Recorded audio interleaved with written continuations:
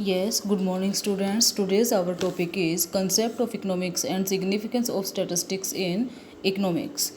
कि हम इसमें इकोनॉमिक्स का कंसेप्ट करेंगे और स्टैटिस्टिक्स की इकोनॉमिक्स में क्या सिग्निफिकेंस है हम उसकी स्टडी करेंगे। सबसे पहले तो जो है हम इसमें इकोनॉमिक्स का मीनिंग करेंगे। अब आप we advise the young learner of class 11th to comprehend the concept of economics through the following discussion related to business of our life.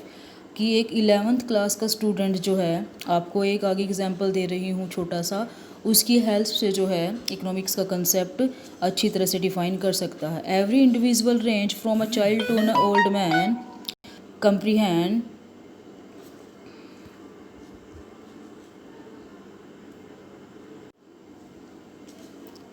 comprehend that the concept of economics through the following discussion related to business of our life. Every individual ranging from a child to an old man is engaged in some economic activity or rather कि एक individual जो है जैसे ही child से एक old man बन जाता है वो डिफरेंट एक्टिविटीज़ में एंगेज्ड होता है। Consumption is important economic activity, और कंजप्शन जो है एक बहुत ही इम्पोर्टेंट इकोनॉमिक एक्टिविटी है। एंड वी ऑल कंज्यूमर, और हम सभी जो है कंज्यूमर है, कंज्यूमिंग डिफरेंट गुड्स और services for the satisfaction of our wants, और हम जो है अपनी सोसाइटी में रहते हुए डिफरेंट गुड्स और सर्विसेज को जो है सेटिस्फाई करते हैं, उनको कंज्यूम करते हैं अपनी वांट्स को सेटिस्फैक्शन करने के लिए। अब जो है आपको स्टैटिस्टिक्स से पहले थोड़ी सी जो है डेफिनेशंस करवाई जा रही हैं, बिल्कुल इजी हैं, ये हम करेंगे। सबसे फर्स्ट टेस्ट में, who is consumer? A consumer is one who consume good and service for the satisfaction of his wants, कि जो अपनी आवश्यकताओं को संतुष्ट करने के लिए वस्तु और सेवाओं का कंजप्शन करता है, वो करता है, उसे हम कंज्यूमर कहते हैं। And what is consumption?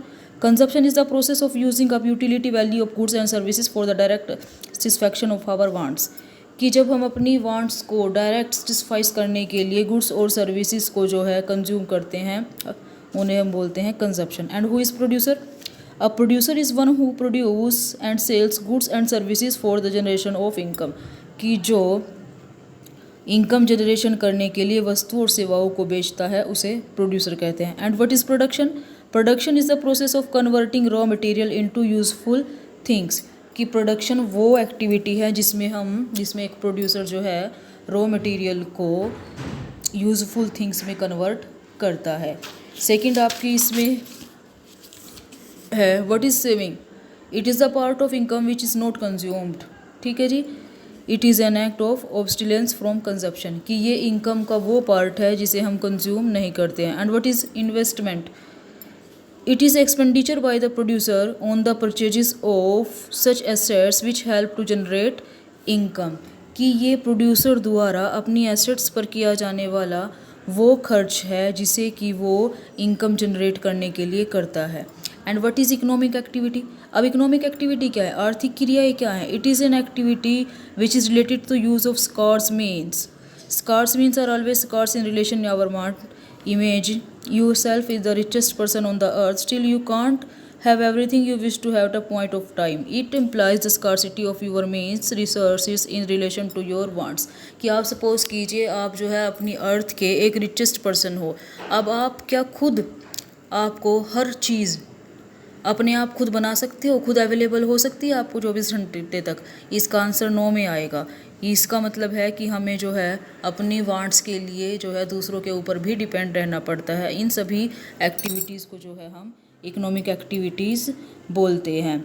Scarcity is the under current of economic problem and therefore of economics, कि स्कार्सिटी जो है एक इकोनॉमिक प्रॉब्लम है, एक जो है दुर्लभता की चीज़ है। Resources are always scarce in relation to our wants, also resources have alternative use, कि अब हमें खुद पता है कि रिसोर्सेज जो हैं हमारी वांट्स को सेटिस्फैक्शन करते हैं, और रिसोर्सेज के जो है अल्टरनेटिव यूज़ हो जाते हैं। मान लीजिए आपके पास 10 रुपीज़ है, तो 10 रुपीज़ से आप जो है एक कप कॉफ़ी का भी ख़रीद सकते हो और उसको कोल्ड ड्रिंक पर भी खर्च कर सकते हो। लाइक इसी तरह से एक वर्कर जो है अपनी सर्विसेज जो है, अपना श्रम जो है वो फैक्ट्री ए में भी दे सकता है, फैक्ट्री बी में भी दे सकता है, फैक्ट्री सी में भी दे सकता है।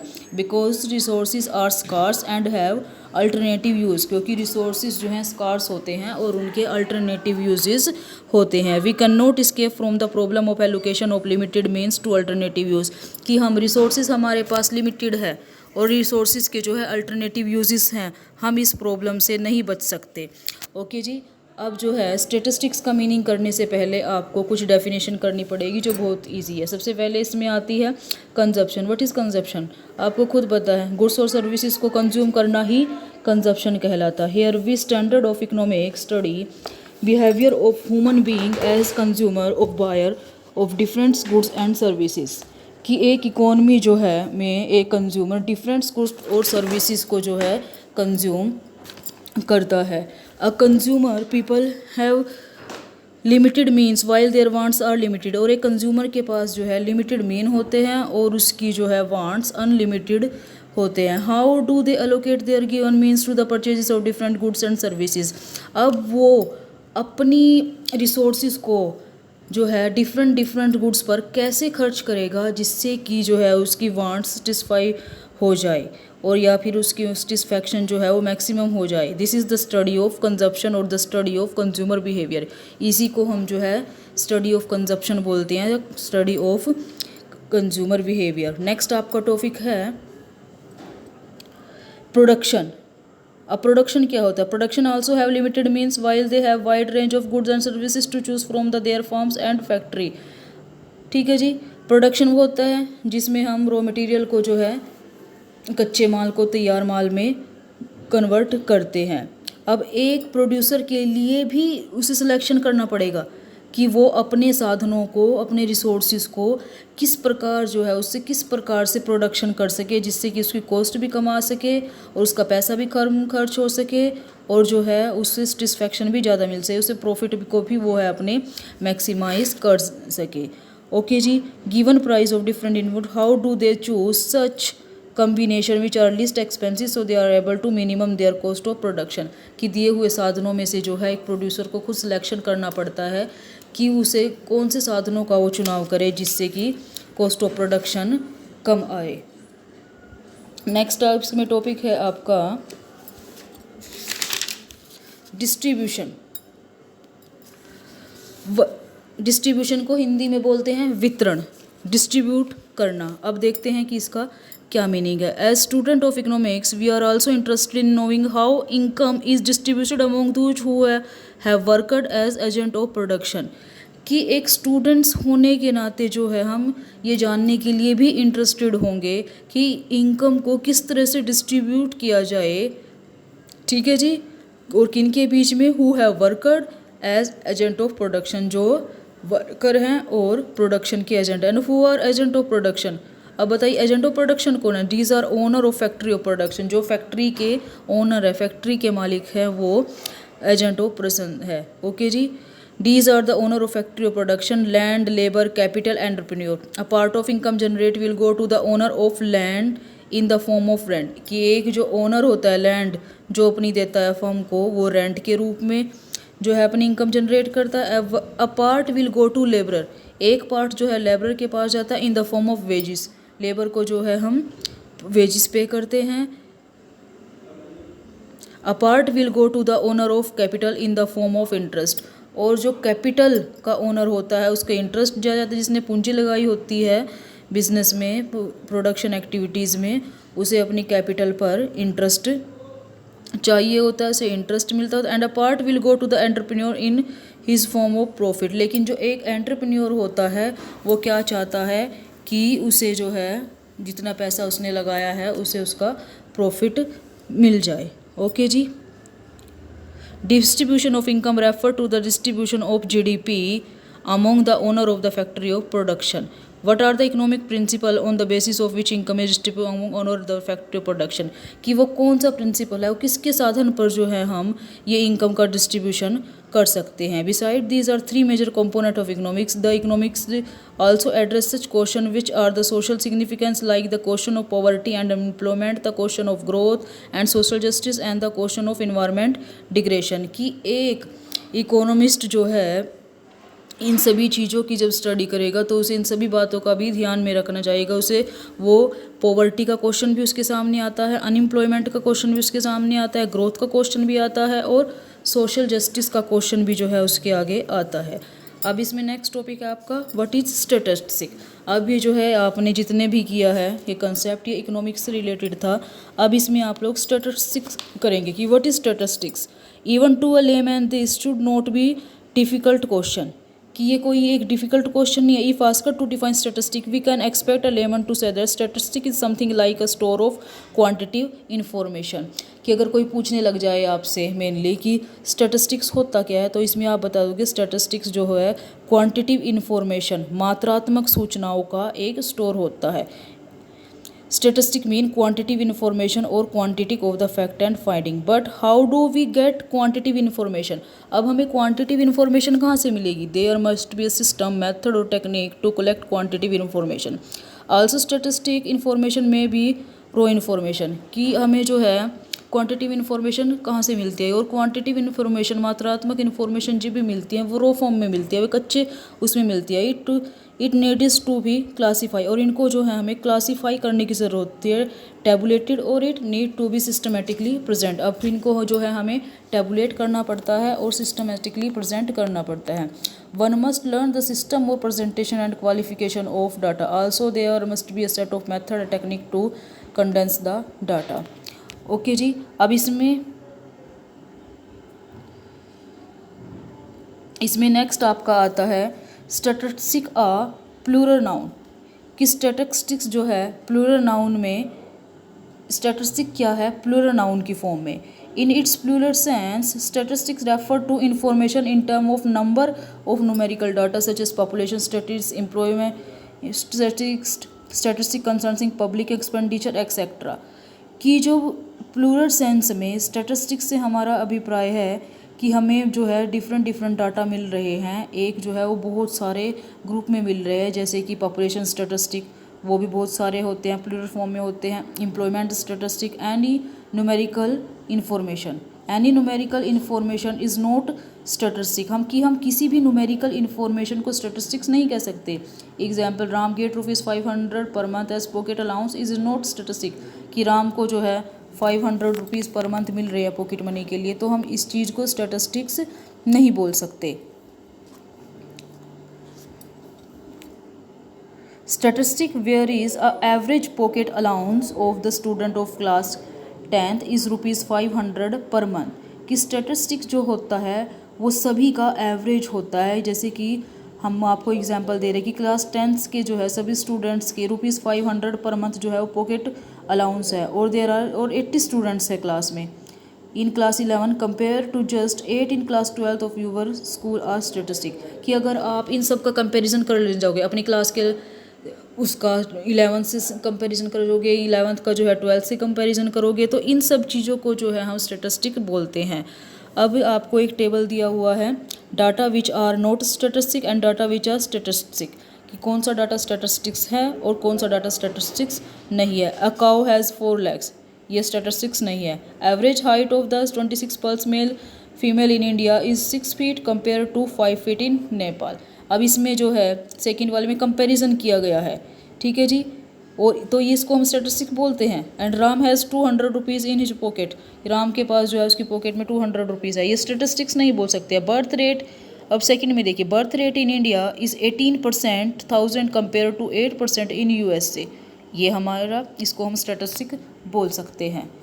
ओके जी, नेक्स्ट आपका टॉपिक है features of characteristic of statistic.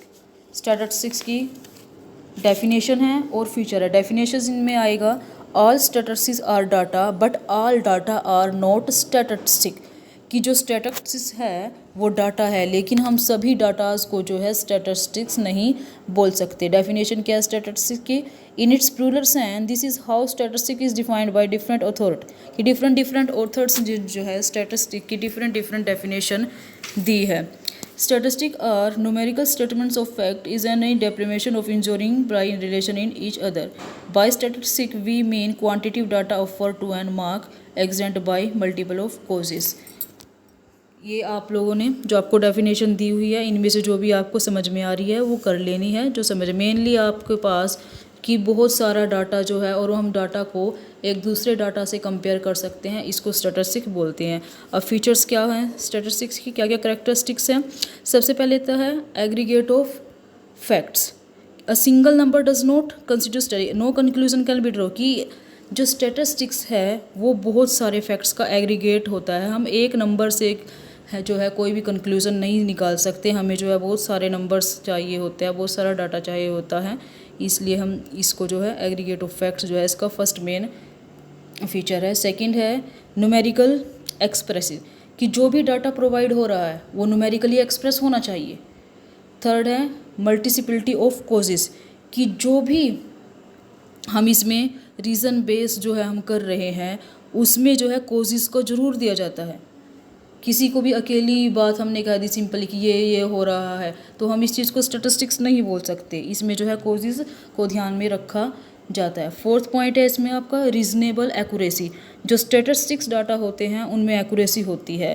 Fifth point है म्यूचुअली रिलेटेड एंड कंपेरेबल, जो स्टैटिस्टिक होता है वो ऐसा होता है कि हम दूसरे डाटा से उसको कंपेयर कर सकते हैं। प्री डिटर्मिनेंट ऑब्जेक्टिव, स्टैटिस्टिक्स के जो हैं पहले से ही निर्धारित किए हुए ऑब्जेक्टिव्स होते हैं। जब हम स्टैटिस्टिक डाटा कलेक्ट करते हैं तो कुछ ना कुछ ऑब्जेक्टिव्स को जो है ध्यान में रख कर करते हैं। सेवन्थ आपका आएगा इन न्यूमेरिकल और एस्टिमेटेड, इसमें जो है एस्टिमेशन किया जाता है। एट्थ है collected in a systematic manner, और स्टैटिस्टिक्स में जो डाटा कलेक्ट किए जाते हैं वो सिस्टमेटिक तरीके से जो है इकट्ठे किए जाते हैं। नेक्स्ट आपका टॉपिक आ गया स्टैटिस्टिक सिंगुलर नाउन। अभी तो आपने किया था प्लूरल नाउन में, अब सिंगुलर नाउन में। In the singular sense statistics means science of statistic और statistical method. It refer to technique और method relating to collection, qualification, presentation, analysis and interpretation of quantitative data. कि quantitative data को सबसे पहले collection करना, classification करना, presentation देना, analyse करना और इनको इंटरप्रेट करना जो क्या कहलाता है स्टैटिस्टिक कहलाता है। इसमें जो है आपको टेबल दिया जा रहा है, बड़े अच्छे से इसको देखकर आपको समझ में आ जाएगा और इससे इसकी डेफिनेशन भी क्लियर हो जाएगी। सबसे पहले इसमें दिया हुआ है नीचे स्टेज 1 में कलेक्शन ऑफ डाटा, सेकंड में फिर सबसे पहले हम डाटास को कलेक्ट करेंगे, फिर ऑर्गेनाइजेशन ऑफ डाटा, डाटास को ऑर्गेनाइज करेंगे, फिर प्रेजेंटेशन ऑफ डाटा, फिर एनालिसिस ऑफ डाटा और इंटरप्रेशन ऑफ डाटास। सेकेंड इसमें आ गया statistical tool. What are the statistical tool? Each stage of statistical study involve the use of certain standard technique और method. की statistics जो है different technique और मेथड्स को यूज़ करता है। दीज टेक्निक और method are called statistical tool. और जो जिन टेक्निक्स को वो यूज़ करता है उन टेक्निक्स को हम क्या बोलेंगे? Statistical tool. Thus, there are statistical tools used for the collection of data like the sample and census technique array of data। और इसमें जो है स्टैटिस्टिक में बहुत सारे मेथड्स और बहुत सारे टूल्स को इकट्ठा किया जाता है जिनकी हेल्प से हम डाटास को इकट्ठा करते हैं, उन्हीं को हम स्टैटिस्टिकल टूल बोलते हैं। अब सबसे पहले हम क्या करेंगे जो अभी अभी हमने किया है, सबसे पहले स्टेज 1 में कलेक्शन ऑफ डाटा होगा और स्टैटिस्टिकल टूल क्या उसमें होगा? सेंसस और सैम्पल टेक्निक, कि हम सेंसस से भी डाटास को कलेक्ट कर सकते हैं और सैंपल से भी कर सकते हैं। सेकंड स्टेज में क्या होगा? ऑर्गेनाइजेशन ऑफ डाटा, डाटास को संगठित करना। एरे ऑफ डाटा एंड टेलीबार, इसमें जो एरे ऑफ डाटा टेक्निक्स हैं जिसमें आगे चलकर जो है आपके सेपरेट अलग अलग चैप्टर्स आएंगे। एंड टेलीबार ऑफ डाटा, टेलीबार का भी जो आपको आगे अलग चैप्टर आएगा। थर्ड स्टेज में क्या होगा? प्रेजेंटेशन ऑफ डाटा, डाटास को प्रेजेंट करना टेबल्स की फॉर्म में, ग्राफ की फॉर्म में और डायग्राम की फॉर्म में। फोर्थ स्टेज में क्या होगा? एनालाइज ऑफ डाटा, डाटास को एनालाइज करना और किस में? Percentage of average, correlation and regression. Fifth stage में interpretation of data, magnitude of percentage, और हम डाटास को इंटरप्रिटेशन कैसे कर सकते हैं? इसको हम एवरेज में कर सकते हैं, डिग्री ऑफ रिलेशन कर सकते हैं and between different economic variables में जो है हम इसको कर सकते हैं। अब स्कोप ऑफ स्टैटिस्टिक्स के क्या क्या स्कोप होते हैं, किन किन क्षेत्रों में होते हैं? सबसे फर्स्ट आएगा nature of statistic, subject matter of statistic and limitation of statistic. सबसे फर्स्ट इसमें आ गया आपका नेचर ऑफ स्टैटिस्टिक, कि स्टैटिस्टिक्स की क्या नेचर है, सांख्यिकी की क्या नेचर है। सबसे पहले इसमें आएगा आपका डिस्क्रिप्टिव स्टैटिस्टिक, कि ये जो है एक डिस्क्रिप्टिव स्टैटिस्टिक है। Descriptive statistic refer to those method which are used for the collection, presentation as well as analyse of data. Descriptive statistic वो स्टैटिस्टिक्स होती है जो वो वाले मेथड यूज़ करती हैं डाटाज को कलेक्शन करने के लिए, प्रेजेंटेशन करने के लिए एज वेल एज और एनालाइज करने के लिए। These method related to such estimation है मेजरमेंट ऑफ सेंट्रल टेंडेंसी। और ये जो है मेथड आपके सेंट्रल टेंडेंसी के मेजर्स पर जो है ये आधारित होती है। सेकंड आ गया inferential statistic. Inferential statistics refer to all such method by which conclusion are drawn relating to the universe और population on the basis of given sample. Inferential statistic वो स्टैटिस्टिकल होती है जिसमें हम दिए हुए आंकड़ों के आधार पर या दिए हुए जो हमें सैंपल होता है उनके बेसिस पर जो है हम किसी कंक्लूजन पर पहुंचते हैं। नेक्स्ट टॉपिक है इसमें आपका लिमिटेशन ऑफ स्टैटिस्टिक। अब हमने स्टैटिस्टिक का मीनिंग कर लिया, प्लूरल फॉर्म में भी कर लिया और सिंगुलर फॉर्म में भी कर लिया। हमने नेचर भी देख लिया, हमने बहुत सारे फ़ायदे देख लिए कि हाँ इसमें हम डाटास को कलेक्ट करते हैं और डाटा से जो है कोई ना कोई कंक्लूजन निकाल सकते हैं। अब यहाँ पर जो है बहुत सारी लिमिटेशन भी आ रही हैं। अब देखिए स्टैटिस्टिक्स की क्या क्या लिमिटेशन हो सकती है। फर्स्ट आ गया study of numerical facts only, कि स्टैटिस्टिक्स जो है केवल न्यूमेरिकल फैक्ट्स की स्टडी करती है। ये बाकी जो फैक्ट्स होते हैं जैसे फ्रेंडशिप, विजडम, हेल्थ, जस्टिस, इन सभी को जो है इग्नोर करती है। और सेकंड है इसकी limitation study of aggregates only. Statistics जो है वो केवल एग्रीगेट्स को स्टडी करती है। It dose not study statistical fact any particular unit. ये किसी भी सिंगल यूनिट की स्टडी नहीं करती। इसमें जब बहुत सारे आंकड़े दिए हुए होते हैं ये तभी स्टडी करती है। थर्ड आ गया homogeneity of data and essential requirement to compare data. It is essential that statistics are uniform और इन क्वालिटी, कि डाटास को जो है कंपेयर करने के लिए ये ज़रूरी है कि स्टैटिस्टिक्स जो है वो यूनिफॉर्म होनी चाहिए। For example production of food grain can not be compared with the production of cloth, कि हम फूड ग्रेन का जो है अनाज का जो है कंपेयर हम क्लॉथ के प्रोडक्शन से नहीं कर सकते। हमें जो है मतलब कि डाटास जो है वो यूनिवर्सल चाहिए, वो सेम सेम होने चाहिए। Results are truly only on average, कि स्टैटिस्टिक्स से जो भी रिजल्ट मिलते हैं वो एवरेज में मिलते हैं और वो ट्रूली तो होते हैं लेकिन वो एवरेज में ही ट्रूली होते हैं, वो रियल में ट्रूली नहीं होते।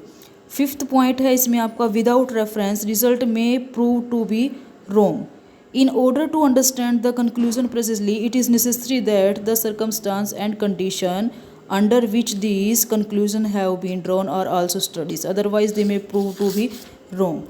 कि किसी भी रेफरेंस के बिना जो है हमने स्टैटिस्टिक्स के जो रिजल्ट दिए जाते हैं उनको नहीं वो समझना चाहिए कि ये जो है बिल्कुल ठीक रिजल्ट है। हमें किसी न किसी उस पर जो है प्रूव करना चाहिए।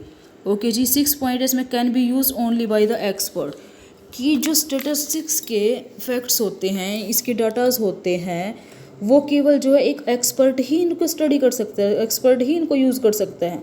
जो पर्सन एक लिटिल नॉलेज रख रहा है वो इनको यूज़ नहीं कर सकता। अगर वो इनको यूज़ करने लगा है तो उसके लिए बहुत मुश्किल हो जाएगा। ठीक है जी। और 7th आपकी इसमें लिमिटेशन आ गई प्रोनोन टू मिसयूज़, कि मिसयूज़ होने के बहुत ज़्यादा चांसेस है। Misuse of statistic is very common, कि स्टैटिस्टिक का मिसयूज़ होना वेरी कॉमन है। स्टैटिस्टिक में use to support a pre drawn conclusion even when it is absolutely false. ठीक है जी। कि स्टैटिस्टिक जो है स्टैटिस्टिक के जो हमें रिज़ल्ट मिलते हैं कई बार जो है हम जो जिस यूज़ के लिए बनाए होते हैं वो यूज़ उनसे नहीं मिल पाता, लेकिन जो है वो मिस यूज़ के लिए भी इससे वो कर सकते हैं। कि हम एट लास्ट में हम ये बोल सकते हैं कि स्टैटिस्टिक और सांख्यिकी जो है एक तलवार के समान है, जिसको हम जो है अच्छे काम के लिए भी यूज़ कर सकते हैं और बुरे काम के लिए भी यूज़ कर सकते हैं। अब इसमें आपका लास्ट टॉपिक आ जाता है what statistic does, functioning and importance of statistic. कि स्टैटिस्टिक्स में क्या होना चाहिए। सबसे फर्स्ट उसमें आ गया quantitative expression of economic problem. Consider an economic problem be it in problem of unemployment, the problem of price rise और the problem of shrinking export. The first task of the economics is to understand its magnitude through the quantitative expression. कि सबसे पहले तो जो है quantitative expression को अच्छे से समझना होगा। For example, if it is the problem of unemployment, we make its quantitative expression stating that 20% of the India's working population is unemployment. कि अगर हम एम्प्लॉयमेंट की प्रॉब्लम की स्टडी कर रहे हैं तो सबसे पहले जो है हमारे पास ये बात होनी चाहिए कि इंडिया में जो है 20% पॉपुलेशन वो अनएम्प्लॉयमेंट है.